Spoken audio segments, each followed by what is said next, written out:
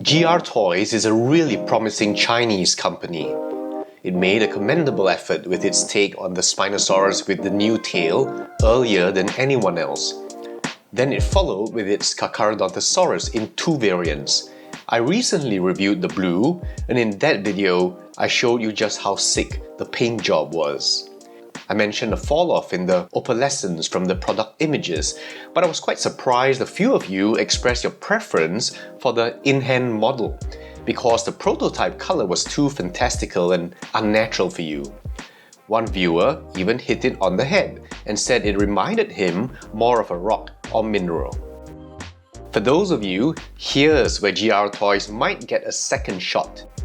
Consisting mainly of a warm color palette of oranges and yellows, this aptly named flame version might look a little bit more natural, but it's still very striking because of the very vivid, I might even say loud, hues.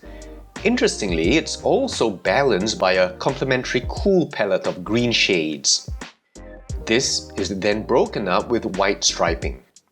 The orange, which contributes the most to the flame motif, accents all extremities, the crests in the head, the fingers, the feet, and the tail. So it's a nicely thought out idea.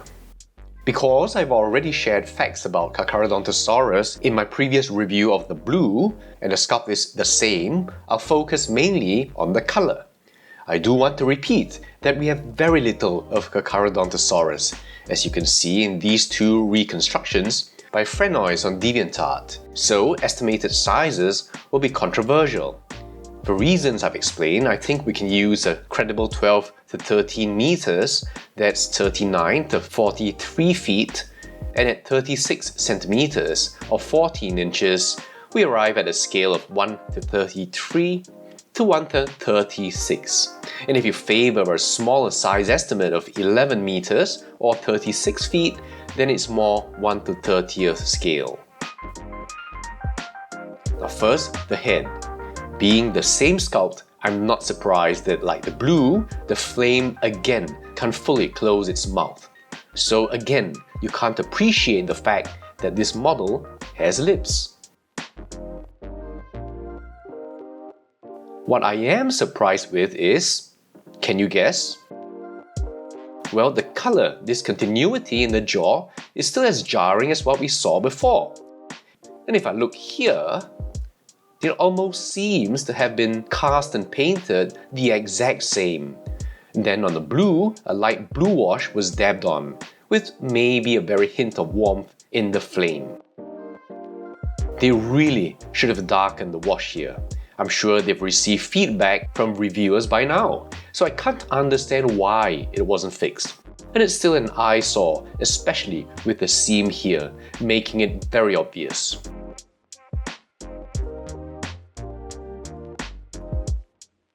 Again, the facial scaling is very good, but it's a lot easier to see on the blue. The keratinized crests seem to be painted the same orange, except in the blue, you obviously have the other colors blending in. The orange in the flame is more extensive. And from the side, you can see it extends a lot into the face.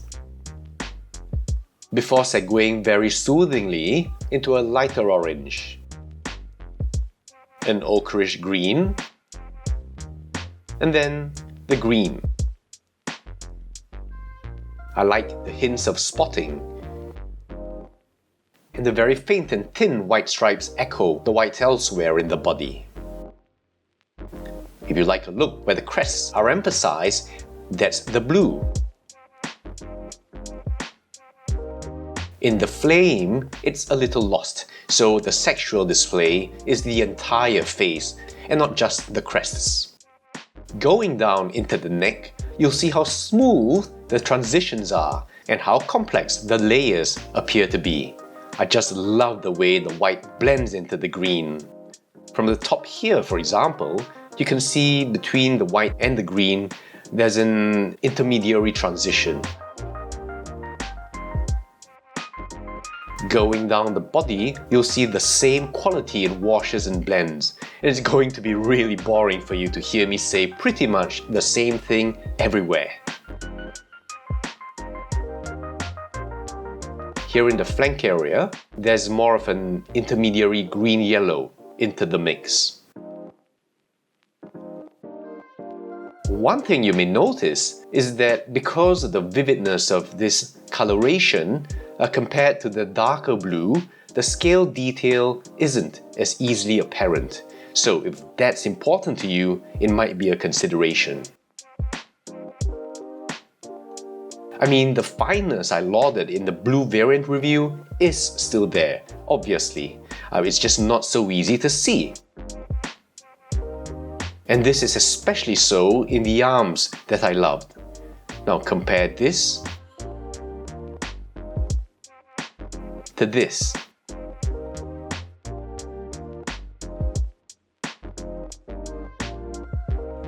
And again, I should mention it's really cool to have the extremities aflame, so to speak.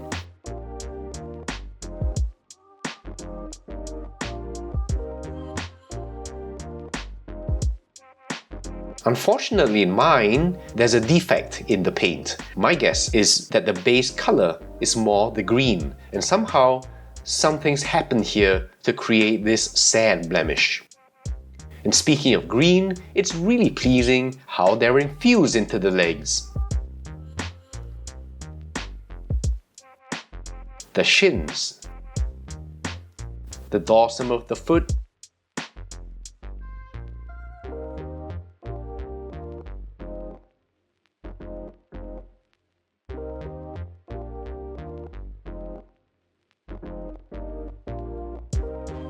in the blue, you don't have that, but this mud splash or pie ball effect that I really like as well. And again, the extremities are flame colored, even the soles.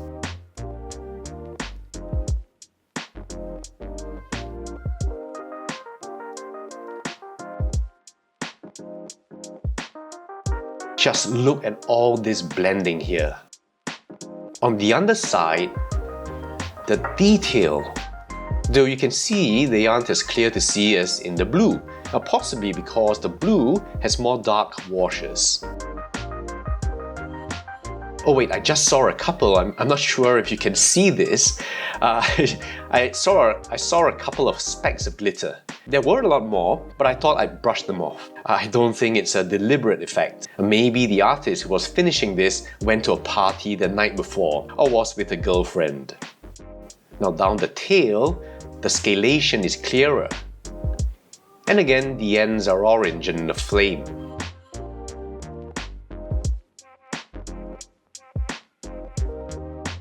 Now a couple of cautions. The blue has rather sticky paint. It's best not to touch it to avoid flaking it off. The flame, not as much, but I imagine the layering is quite delicate, so be careful. There are a lot of washes here you don't want to mess with. Well, secondly, while the blue stood easily, in fact, I thought this odd angulation helped to facilitate that.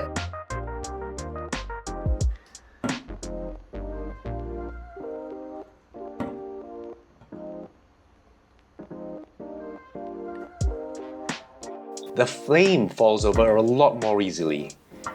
So not having a base isn't a guarantee that GR Toys has ensured that this is completely safe without. So again, be careful. Perhaps a piece of blue tack to help level this off. I don't think the hot water solution has any permanence. Now perhaps a makeshift stand or base, and certainly not on a high shelf where if he falls off, you will cry. So let me do a quick scan of both Carcharodontosauruses for you. The side,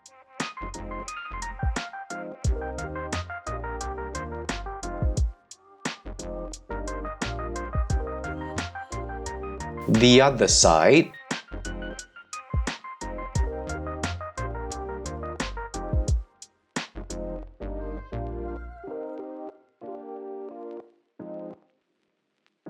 the top,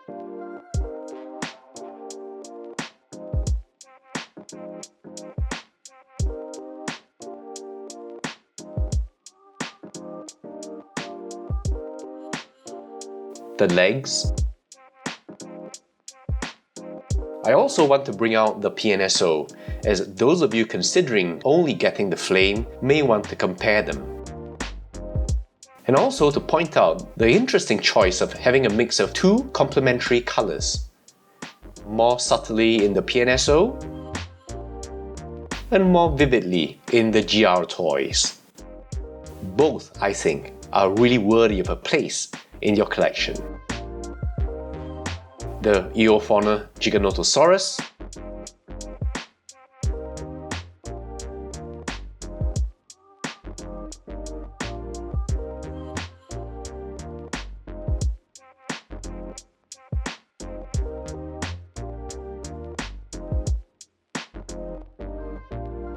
another orange Carcharodontosaurid, the Rewar Acrocanthosaurus.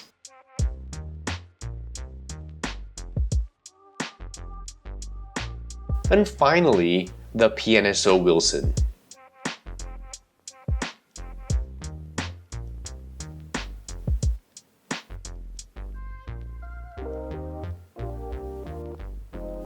So that's it for the GR Toys Flame version Carcharodontosaurus. As I said in my blue variant review, the sculpt is truly awesome, and between the two color schemes, both of them beautiful in their own way, perhaps one will appeal to you. So let me know which one you prefer, which you'll be getting, and I'll see you soon with another review. Have a great week ahead, guys. Oh, and have a happy belated 4th of July for my American viewers.